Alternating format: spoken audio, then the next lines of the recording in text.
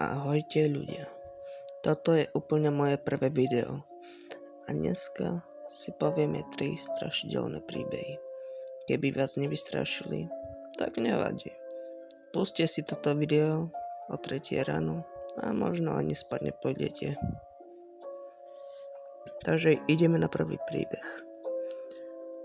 Bol som v izbe a začul som, ako mama kričí, že jej mám prísť pomôcť s niečím v kuchyni.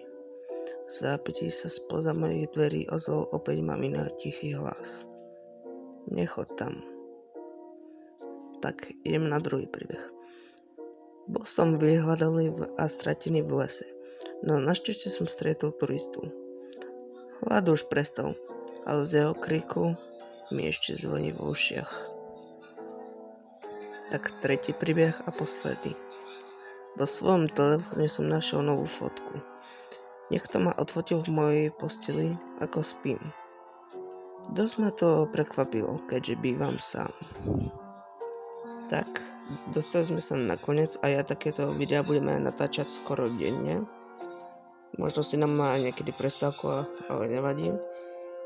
Takže pre vás hororových nadšencov, to je každý deň, keď sa vám toto bude páčiť, môžete si pozrieť môj kanál, tam bude video. Takže, čaute.